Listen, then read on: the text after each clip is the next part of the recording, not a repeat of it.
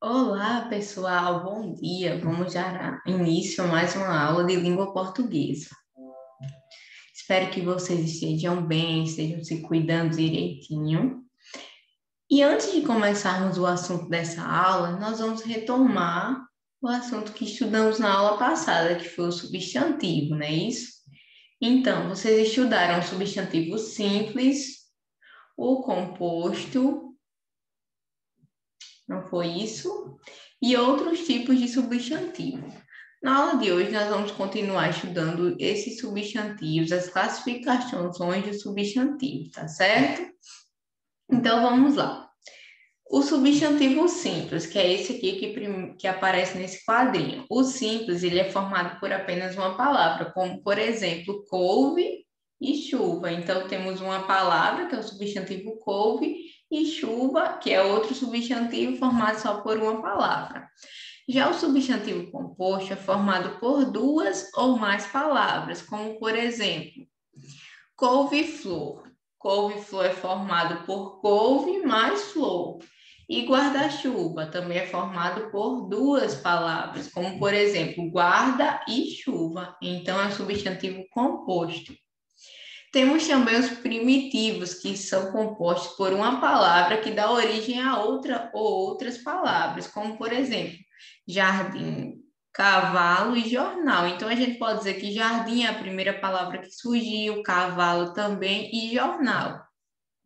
Já o substantivo derivado, ele é formado a partir de outras palavras, como, por exemplo, jardineiro foi formado a partir de jardim, cavaleiro foi formado a partir de cavalo e jornalista que foi formado a partir de jornal. E por último, temos o substantivo coletivo, que transmite a ideia de agrupamento de seres e espécies da mesma coisa. Então, o substantivo coletivo é como se fosse uma quantidade, tá certo? De seres da mesma espécie ou coisas iguais. Como, por exemplo, enxame. Se nós falarmos um enxame de abelhas, então é o conjunto, é o agrupamento de abelhas que formam um enxame. Arquipélago, um conjunto de ilhas, tá certo? Um conjunto de ilhas é formado, né? Forma o arquipélago. Ok, pessoal? Então, esses foram os outros substantivos que ficou para essa aula. E nós também vamos estudar hoje como esses substantivos são formados. Eles são formados a partir de dois processos, que é o processo de derivação e o processo de composição, ok? Como vocês podem ver aqui, ó, o processo de derivação. Como o próprio nome já indica, de uma palavra já existente cria-se outra derivada, acrescentando-se alguns elementos no início ou no final dessa palavra. Esses elementos são chamados de afixos. Então, derivação. Derivação é o processo no que cria-se outra palavra a partir de uma palavra que já existe, como, por exemplo, couve-flor foi criada a partir da palavra flor, né? E couve. Então, aí, nós vamos ter um processo de derivação. E vocês percebam que esses elementos são chamados de afixos, ok? Afixos. Vamos ver aqui o exemplo. A existência disso é um mistério.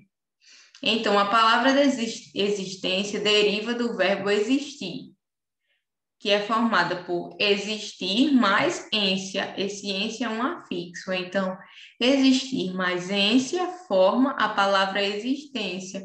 Então, aqui temos um processo de derivação. Isso pode acontecer também com outras palavras. E também temos o processo de composição, que é quando uma palavra é formada e composta por duas ou mais palavras já existentes, como por exemplo aqui, ó, girassol, né? A junção de gira mais sol, aí juntou e formou girassol. Guarda-chuva é a junção de guarda mais chuva, aí juntamos e formou o guarda-chuva. Dessa forma, nós temos dois processos de formação, né? Que é a derivação, no qual uma palavra é criada a partir de uma outra palavra que já existia, mas só de uma, e o processo de composição, no qual as palavras são criadas a partir da junção de duas ou mais palavras, tá certo, pessoal? Espero que vocês tenham entendido.